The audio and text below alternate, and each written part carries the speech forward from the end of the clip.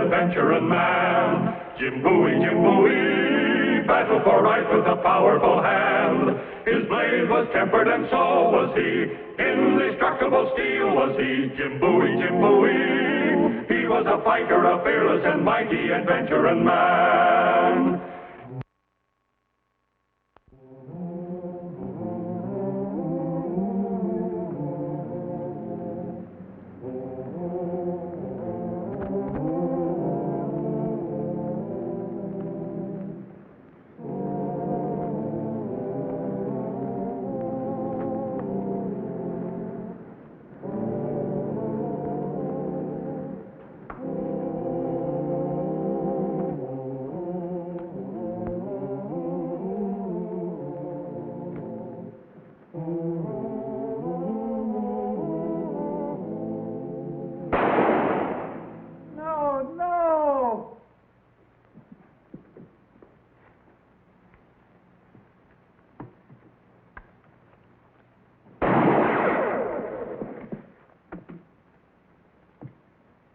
I have you in my sights, mister.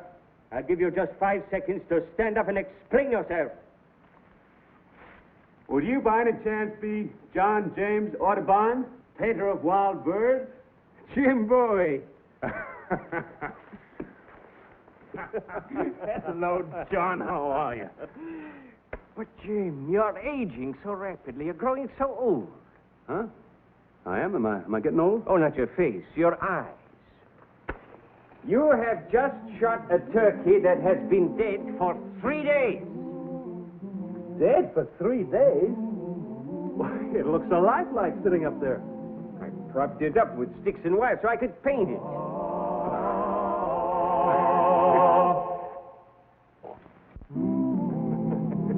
If you knew the trouble I went to even finding one. Wild turkey cocks are getting rarer every year. Especially a specimen as magnificent as this one. Now you've ruined him. Why, can you blame me for wanting to kill you? No, I suppose not. Tell you what, John, I was on my way home, but I'll stay and help you hunt another. Agreed. I'm glad to find you are still a gentleman. Oh, I got a little surprise for you. Something you wanted pretty bad last time I was here. Come with me. I was just on the way up to the plantation house to see you.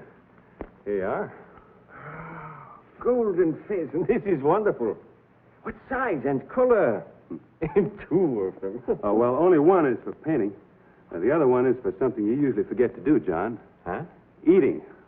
Oh. Here, you can paint the one with the long tail feathers. Isn't she beautiful, Jim?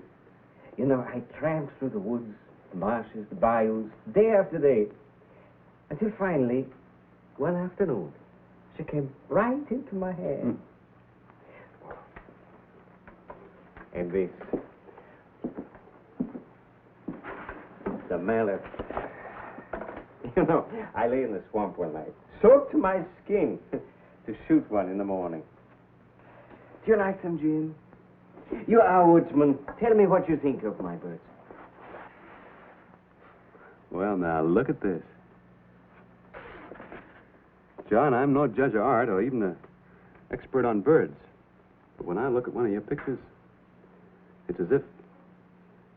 it's just as if I was seeing that bird for the very first time, even though I may have seen it 100 times before. Precisely. That's what I want to show. The bird and the environment all must be true.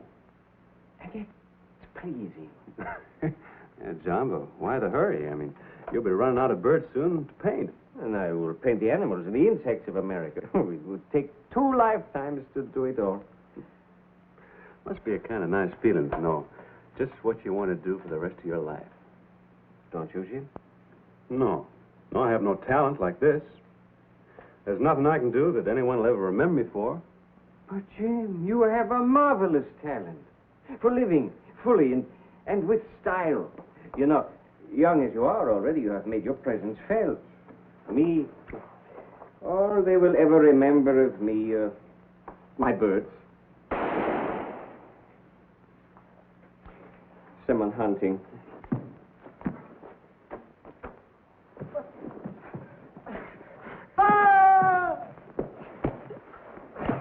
Marchez! Ah!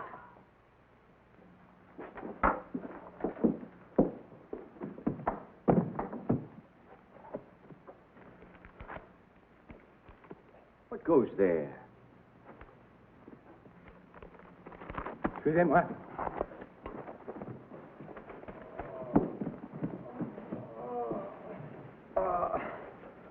He's hurt bad. You stay with him. I'll see if I can catch him. Careful, Jim. They're armed.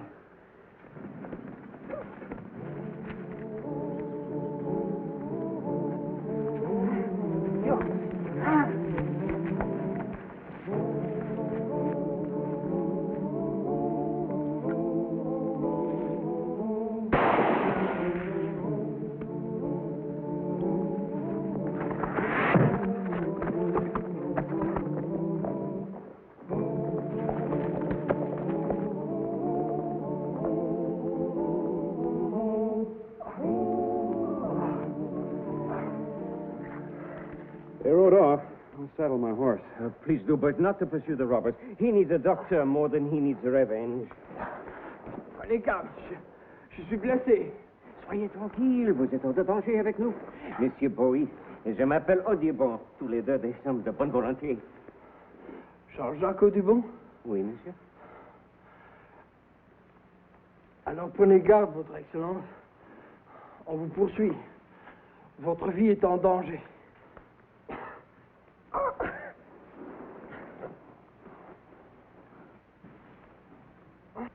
What did he say? It was very strange. He knew my full name. He called me sire. He said my life was in danger. Why would your life be in danger? I wouldn't know. You better ride to Baton Rouge for Dr. Menard. This one is in much more danger than I. Oh, and stop first at the plantation and have them send a wagon. Then bring the doctor there. The plantation to which Audubon brought the wounded Frenchman and Jim the doctor from Baton Rouge was owned by the Peary family of Feliciana Parish. Here, Audubon and his wife Lucy lived with their two boys, Lucy helping to pay their way by teaching school, Audubon by giving music and dancing lessons. Poor though they were, their quiet charm and artistic sensitivity made them warmly welcome in the leisurely way of plantation life. Where are the boys, Mrs. Audubon? I miss them. Well, they're staying with friends for a few days over in Latour Parish. Oh. Growing up fast, are they? You should see them. Very handsome young gentlemen they are, too.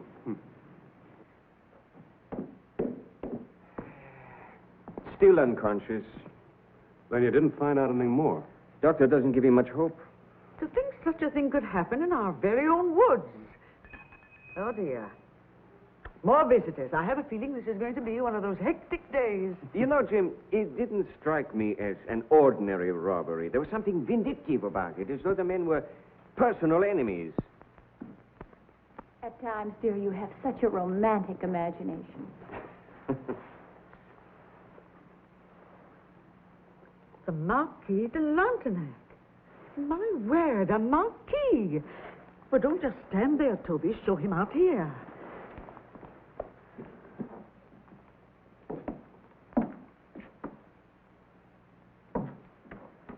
Will you please pardon the intrusion, mesdames, messieurs? It is a rare honor to receive a marquis. A marquis in exile and in memory only, madame. Since the horrible revolution, one must be cautious with titles. Oh, yes. But enough of myself for the moment, pray. You are, I presume, the lady of the house? Your pardon, Marquis. I am Mrs. Peary. You are most welcome to this house, if there's anything you wish. Information only, madame. I am seeking a certain gentleman, and when I have found him and given him my message, my business will be finished. Now tell me, do you have one living here named Jean-Jacques Audubon? I'm Audubon, sir. May I have the pleasure of introducing? As your servant, a most humble subject. I thank heaven you are safe and in good health, your majesty. Is this a joke? What is this? Come on your feet, man. This is America. I'm only showing the respect and reverence due to the King of France, your majesty. I can appreciate a joke as well as the next one, monsieur. Just don't carry it too far. I know it is difficult to believe, sire. But surely you must have suspected. Suspected what? If it please your majesty, certain papers have come to light which prove conclusively that you are the second son of King Louis XVI and Marie Antoinette, his queen. That you are Louis Charles XVII, rightful heir to the throne of France. The Dauphin? A king, a majesty. Oh, John. Now, look here, sir. If you think I am the long-lost Dauphin, why, it's utter nonsense. I want it stopped. What you call it, your majesty, cannot alter the facts. France is in a state of turmoil. She needs you. A strong cartel of aristocrats have pledged their lives if you will but claim your heritage. A ship awaits you now in New Orleans harbor to take you back to France. What if it is true, John? It could be, couldn't it? Ridiculous. I was born April 26, 1785, in Les Cages on the island of Saint-Domingue. Can you prove your date and place of birth, your majesty? I take the word of my good father, the captain, rest his soul. And stop calling me your majesty. 1,000 pardons, sire, but you precisely made my point. You cannot prove your statement, but we can prove ours. It is possible, darling. The least you could do is let the gentleman show you the proof. Unfortunately, madame, I do not have this proof on my person. Those valuable documents rest with certain well-chosen compatriots who even now await His Majesty in Baton Rouge. It's not because I love you so much, darling, but I really have felt you were superior to other men in so many ways. I am an American, by choice. A plain, simple, happy man, made so by good fortune, a little talent, and a loving wife. If I should go with you to France, what happens to my wife? Since she's not of noble birth, I assume an annulment could be arranged. She could accompany you, of course. Accompany me?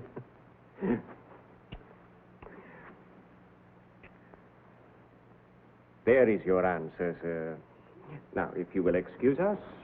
I beg to state to your majesty that You've heard what he said, monsieur. You can at least respect their privacy. I respect your privacy, sire, and I respect you. But this is more than that. Your life is in danger. That's the second time today I've heard that warning. Why is my life in danger? You said the second time, sire. You were previously warned? This morning, also by a Frenchman. He lies wounded upstairs. This man warned you? Same as you did. We're still a little curious to know why. He didn't tell you? No, he warned me. He's been unconscious ever since. I shudder to think who this man might be. May I have permission to see him, sire? Well, I don't see why not. The sooner we get to the bottom of all this, the better. He'll take you up.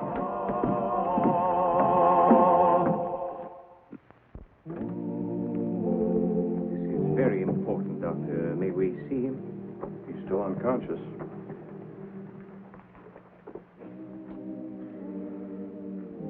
This is not our friend, sire. This is our enemy. One of the secret society of the Charbonnerie, dedicated to the complete annihilation of the Royal Bourbon line. He's here in America to kill you. He doesn't seem so fierce. It's incredible. His presence here proves only one thing, sire. Your enemies have found you before we did.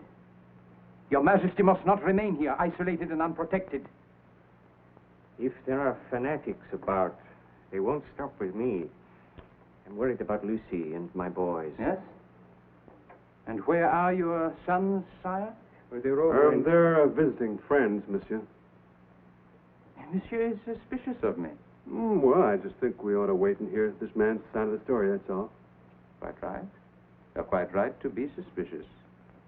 Therefore, I suggest that you, sire, go immediately with your wife to Baton Rouge and place yourselves under the full protection of the civil authorities. He's right about protection, John. I think you ought to go. You coming, Jim? No, I'll wait here. If any more Frenchmen turn up to warn you your life's in danger, I'll take the message.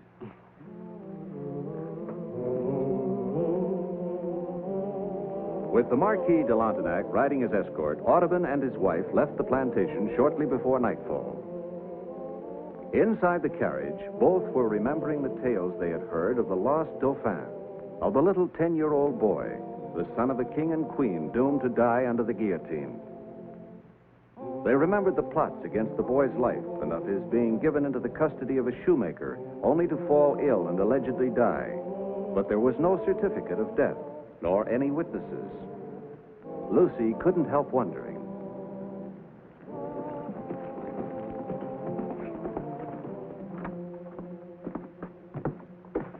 Listen closely. He has little time left.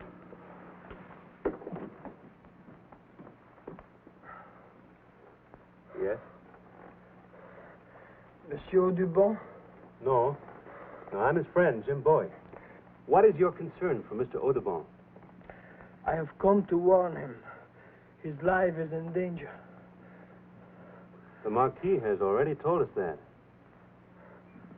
The Marquis? The Marquis de Lantenac. But that cannot be, monsieur. I am the Marquis de Lantenac. Don't lie. Don't lie to me. I am not lying. Easy, monsieur. Your wound's very grave. I know. I am dying. The other is the one who lies. He will kill the Dauphin.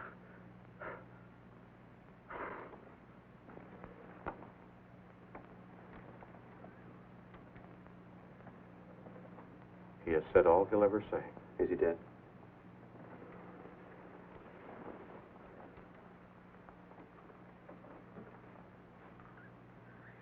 You think he was lying, Doctor? Who knows? If he wasn't lying, then the other one was, and he's taking the Audubons to Baton Rouge. I've got to go to Baton Rouge to make arrangements. I'll go with you. I haven't time to wait for you.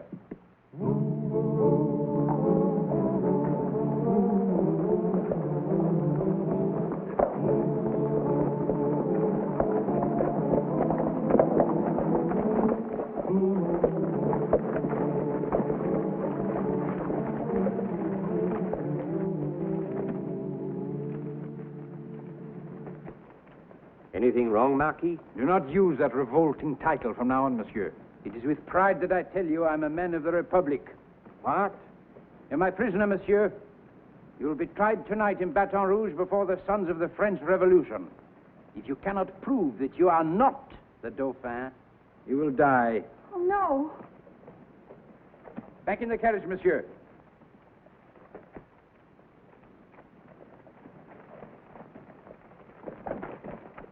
En avant, messieurs! Vive la République!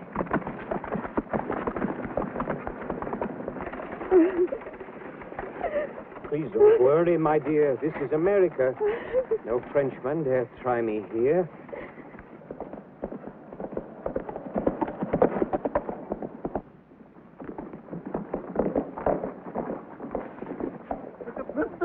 Mr. Bowie, please!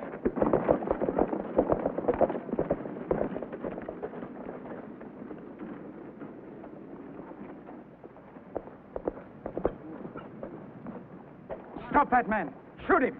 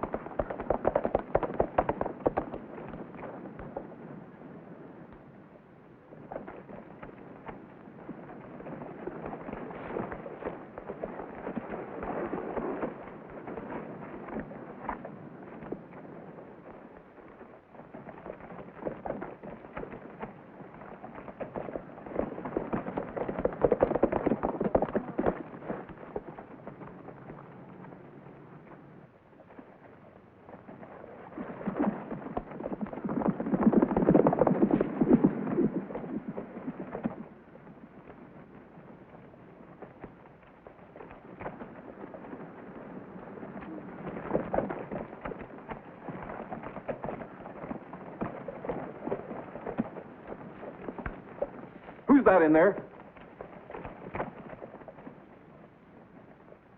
It's Mo's doctor, Miss Perry's driver. What was all the shooting about? They done killed Mr. Jim over there in the woods. Jim's shoulder wound, after attention by the doctor, proved to be not so serious that he couldn't continue his pursuit of the Audubons and their abductors. He and the good doctor spurred their horses toward Baton Rouge. By the time Jim and Dr. Maynard reached Baton Rouge, they had decided that Doc would alert the police while Jim inquired at the inn for information about a Frenchman answering the description of the false Marquis. Jim learned from the innkeeper that the Marquis de Lantenac had ordered his baggage sent to the steamboat warehouse near the landing. The man who gave such orders must obviously be the false Marquis.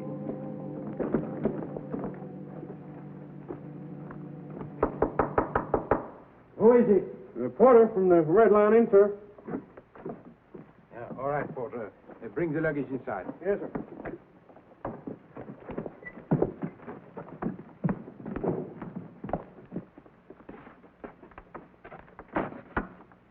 Put them over there, Porter, with these things. Yes, sir.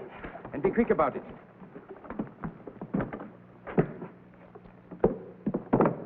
Dépêchez, Porter. Hurry. Yes, sir. All right. Here, this is for you. Thank you, sir. Justinian! Make one sound, that'll be your last. Are the Audubons still alive? Are they? Oui, monsieur. Where are they? Over there. You take me to them. And don't think you can run faster or dodge quicker than this knife. Oui, monsieur. Go on, move.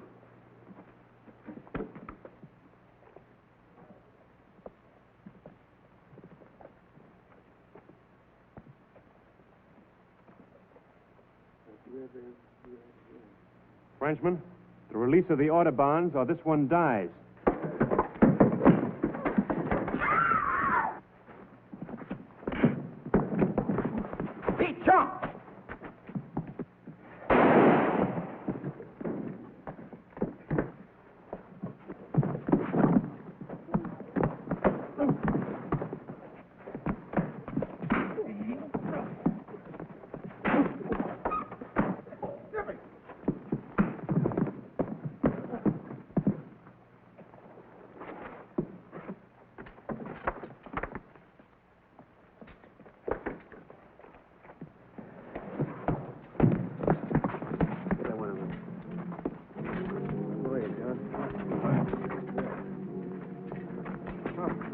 Are you all right, Jim? Yes, I am, Doc, but I'm glad you got here.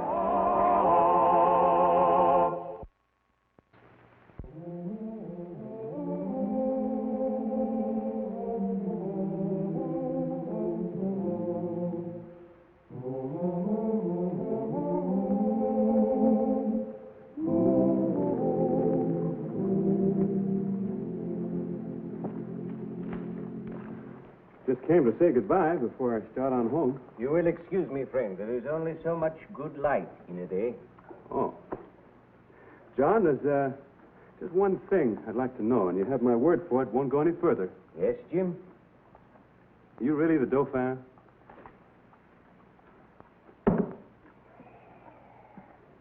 It might very well be that I am. I happen to think not.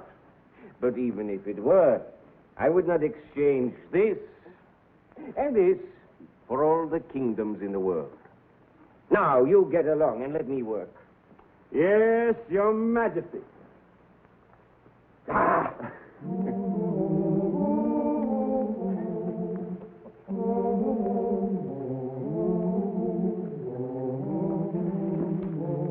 Audubon never mentioned the adventure in his famous journals. Yet there are those who still believe he was the lost Dauphin. Who knows? It remains one of the great historical mysteries of all time. And here's the star of our show, Scott Forbes. Hello, everyone. Hope you enjoyed tonight's show. And we'll be with us again next week for another exciting adventure in the life of Jim Bowie.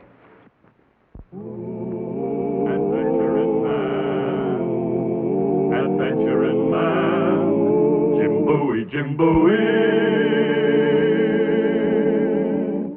He roamed the wilderness unafraid, from Natchez to Rio Grande, with of his gleaming blade, he fought for the rights of man. Jim Bowie, he was a bold adventuring man. Jim Bowie, battled for right with a powerful hand. His blade was tempered and so was he. Indestructible steel was he. Jim Bowie, he was a fighter, a fearless and mighty adventuring man.